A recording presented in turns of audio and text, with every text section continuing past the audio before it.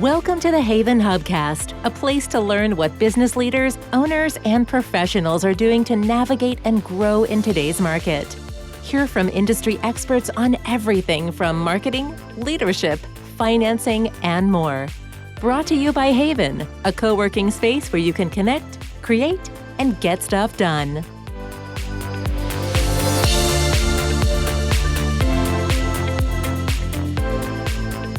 Hello and welcome to another episode of HAYVN Hubcast. I'm Nancy Sheed, your host, and I am really excited. Kind of dancing in my chair, excited to be sitting here chatting with Debra Lutsky. She is the founder and creative director of Digital Retail Partners, and that is a design agency focusing on marketing. And I'm going to let you take it away, Debra. Welcome. Thank you. Thank you, Nancy, for inviting me to be on the HAYVN Hubcast. This is really exciting. So, Debra, we were talking, and I'm excited because we're going to talk marketing. And you are, as we alluded to, the founder and creative director of your own agency. In the olden days, we would think of advertising agencies and Mad Men, and there's some old school visions of what agencies and marketing agencies look like. And I feel like you are the embodiment of what a real one is in real time these days. So I'd love to hear a little bit about your journey, about how you got to be where you are and founding and running your own agency. Absolutely. Well, I will say, first and foremost, we're the complete opposite of Mad Men. I set you up for that. I think you are too.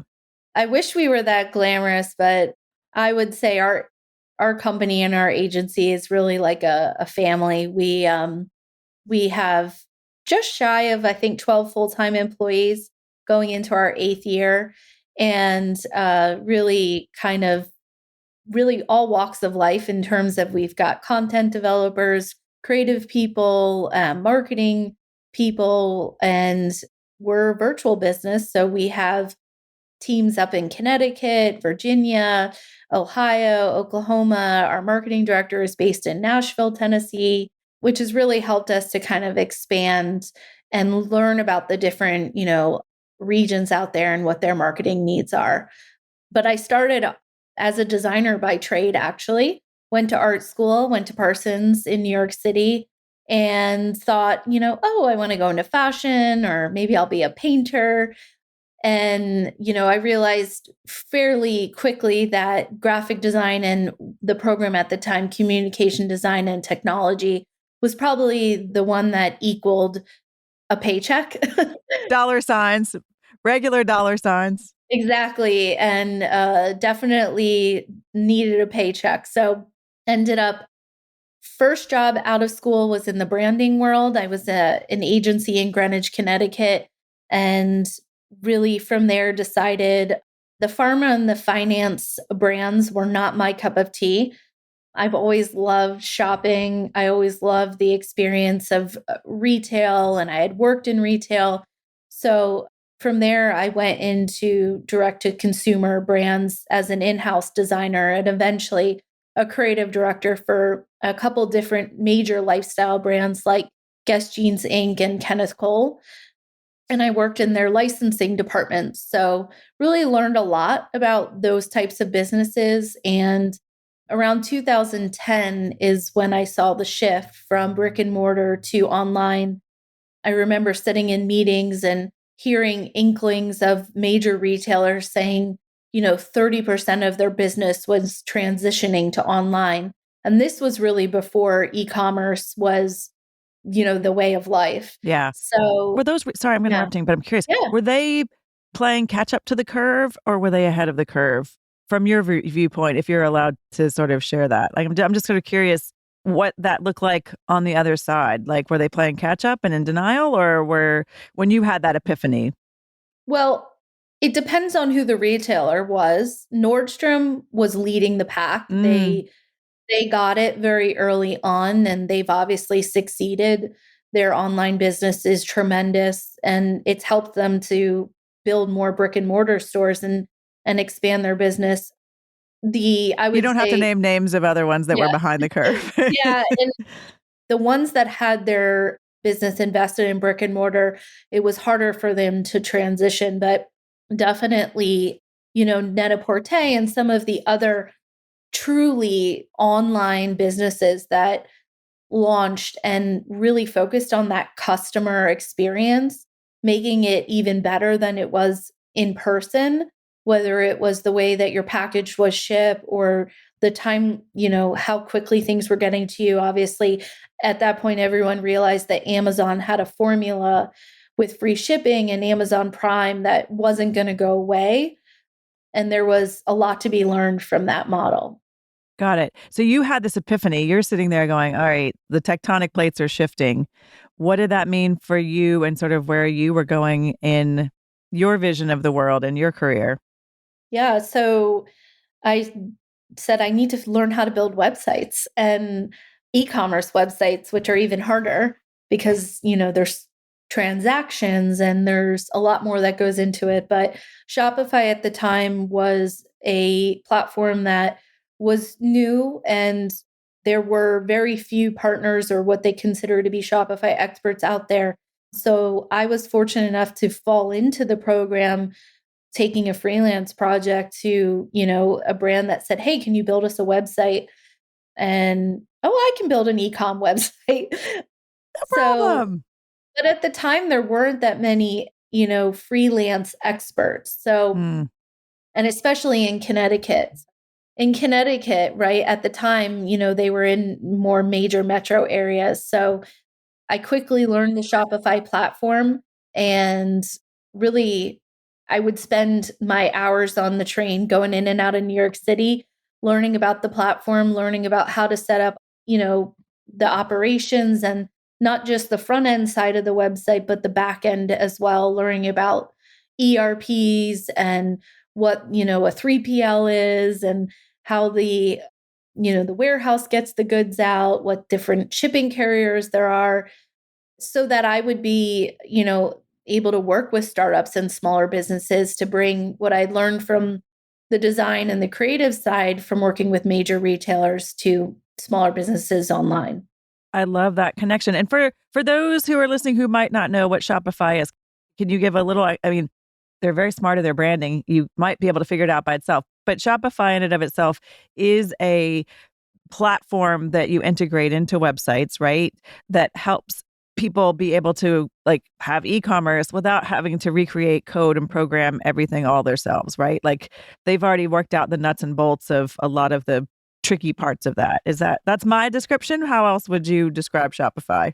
Yeah, exactly. Shopify is what we would call a SaaS platform. So it's all encompassing in terms of your hosting, your files are served up on their servers. They provide the security for your website, and they're a Canadian based company. So it's nice that they're here in North America and they do have offices in New York and a few in the United States, but they have millions of merchants that are using their program from startups to businesses that sell one item to companies that do, millions of sales per day. They do have an enterprise level part of the platform called Shopify Plus, and that is really for high volume businesses. Got it. Thank you for that. So you become an expert in Shopify well before most of us have even heard of it. And you're making this transition from big retail and seeing how you can help smaller. When did the big step come for you to found your own business? So 2015, I was just turning 30 and really had felt that in my role, I mean, I was commuting to New York City 4 hours a day, but I really felt that I had kind of hit the ceiling in the corporate world as a creative. I didn't really think, unless you can have a position where you're showing, here's the sales that I produce, there was really nowhere else to go.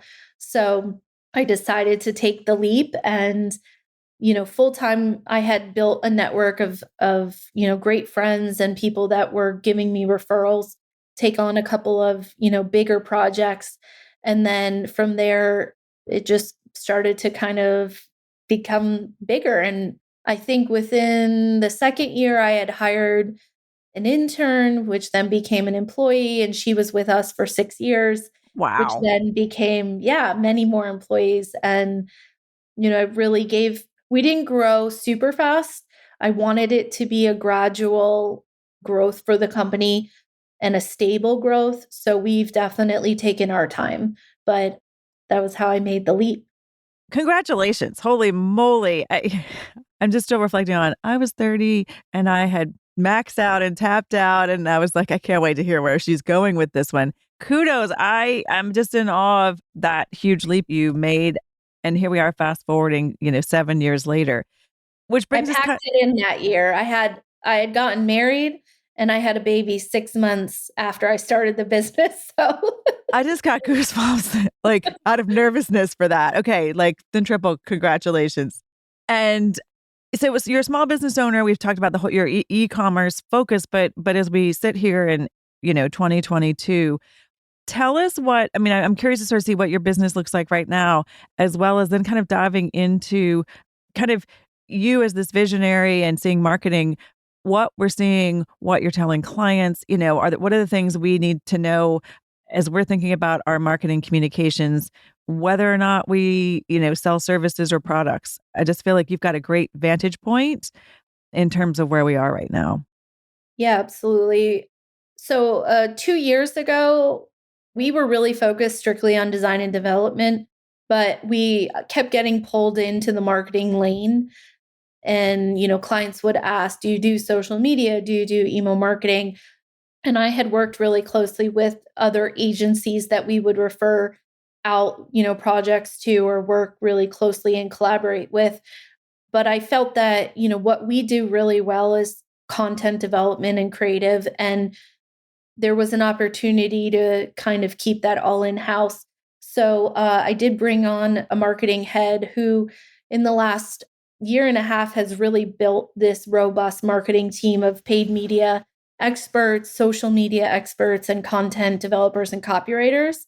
So that is where we're headed now. And what we obviously are learning is that most online businesses really need to focus on an omni-channel approach, meaning that, they need to not only get their sales through their own websites and their own channels, but it is beneficial to, look at other marketplaces and look at other opportunities where they can sell. You need to kind of be in all the places that your customer is in. And, they may feel more comfortable buying on Facebook or buying on Instagram or TikTok versus your website directly. So we're definitely all about the 360-degree approach and making sure that our clients, have not only a great website, but that they are everywhere else. And I love what you just said. I'm sitting here scrambling to take notes. Being in all places where your customers are, that's just great advice, whether you're selling a widget or a service, right? And the 360-degree view as opposed to one vertical where this is where I am and I can't imagine people can't come and find me and find my business, right? Like that's just the old school, way of doing it. Deborah, you threw out a lot of terms and I want to take a step back because you said originally you saw yourself as a design and development agency. Again, for lay people who just, marketing speak to them is literally a foreign language. Could you break it down a little bit? I feel like for you, this is all in your brain, but for a lot of people, this is a primer because I get this call all the time. People call and say, I'm calling because I need a publicist. I'm like, well, and I tell them what I do. They're like, that's exactly what I need. I'm like, okay, we have different terms and things. So I love how you've seen the view of your company. But when you started out, when you say design and development, that's kind of that big picture look for companies, right? Is that what that means? Is that what that meant to you in terms of how you were doing it versus the marketing? Break that down a little bit. Sure. So, design and development, the focus obviously on that is the execution side of producing websites or typical marketing collateral or materials, whether it be traditional print advertising or out of home advertising. So, we would have projects doing billboards and creating, the beautiful image that goes up on a billboard or the ad that appears in a magazine. And we do still do a fair amount of traditional design work. So in addition to that, was the execution of building websites, whether we were, doing the code or doing the production and the maintenance of websites, but really the hands-on work that goes into the strategy of, Got it. yeah. And then this new direction you're talking about is then somebody helping think alongside your clients or even working alongside your clients. Once you have executed these deliverables, right? You now have this arm or this part of your business that's then working alongside your clients to keep them moving forward and getting their message out, their products out, their Yeah. communications out in that capacity. I mean, it's one thing to build a website, but you have to get people there. So we were in the beginning of the business, we were just building the websites. We didn't really partake in the efforts or the marketing to get people to websites or to get them to your social channels. And now we have our hands in that, and we're working with a lot of great companies to put together, marketing strategies and plans and then execute on that. I say that to people all the time, like, so then what are you going to do when you get your new website? They're like, well, then people come to it. I'm like, au contraire, au contraire. Debra, what are you telling your clients right now? If they're coming in and you want to say, here are either best practices or here's some things you need to consider that we're seeing coming down the pipeline. Like, I feel like you're this visionary to sort of help people see where they need to get to. Are there some specific things, whether it's post-pandemic or whether it's Web 3.0, just a few ideas maybe that we're not thinking about when we're in our businesses? I would say what we're seeing is, and I kind of have an acronym, is the 3 C's. So customer service, community, and convenience. Convenience is everything. So in convenience, obviously through the pandemic, people got used to having same day shipping or having, payment plan providers that allowed them like Afterpay or Klarna or any of those programs to kind of break things into multiple payments.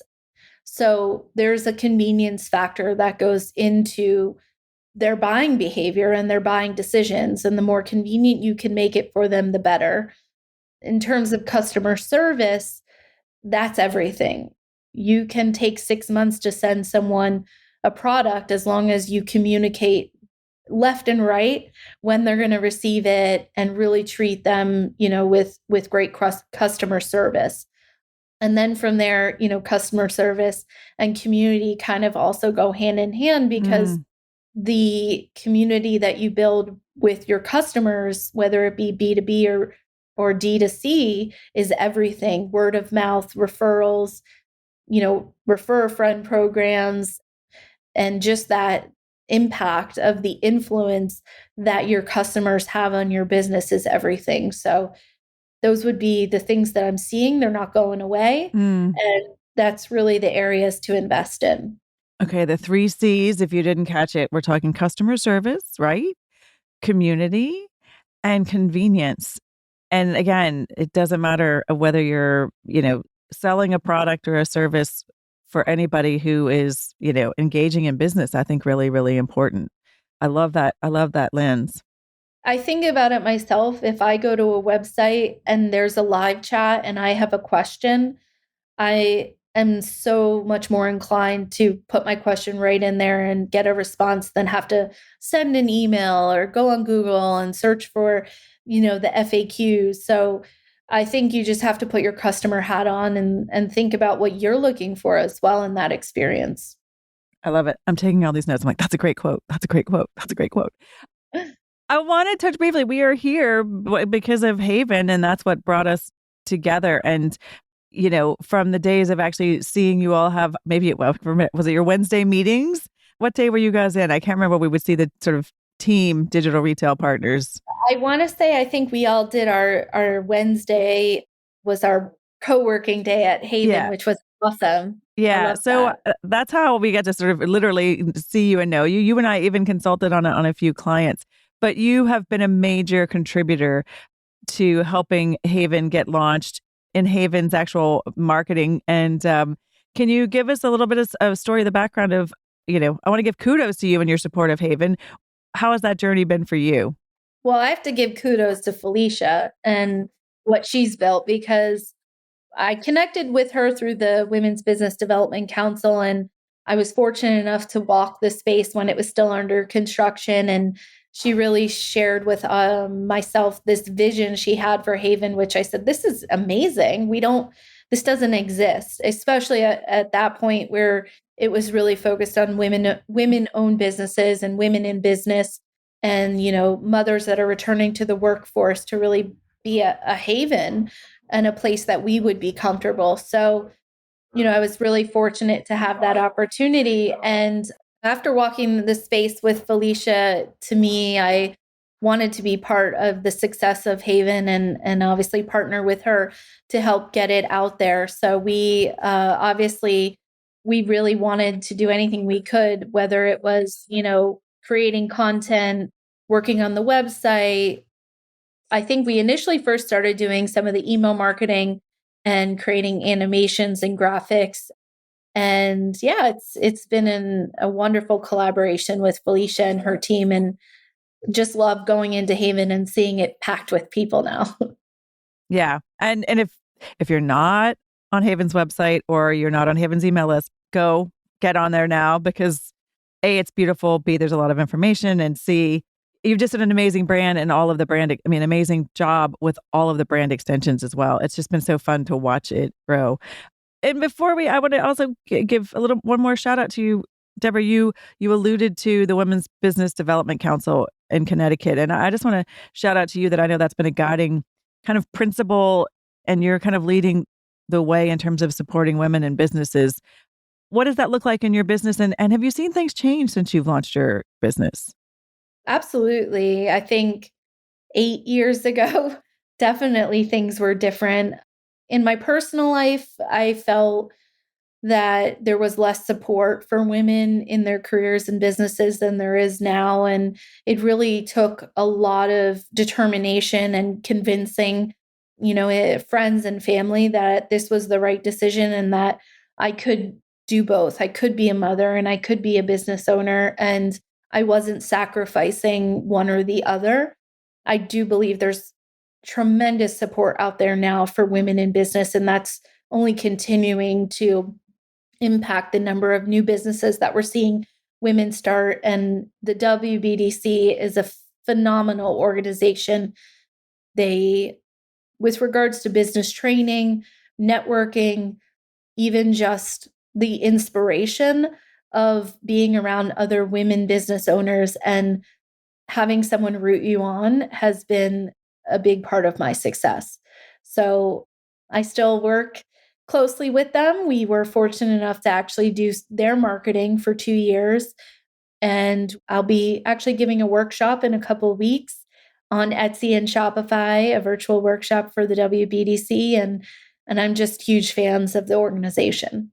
Awesome. I love it. And I feel like alongside that, then HAYVN's had its own community as well of watching people feel, nurtured and grow in the women's space. So we'll put links in the show notes for all of that.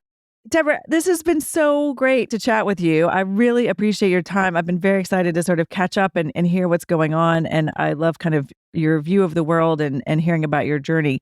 If people want to connect with you and learn more about Digital Retail Partners, where do we send them? They can visit our website at digitalretailpartners.com, or Digital Retail Partners is our handle on social media. And just send an email to hello@digitalretailpartners.com. Awesome. We will do that. Thanks so much. It was great to chat with you. Thank you.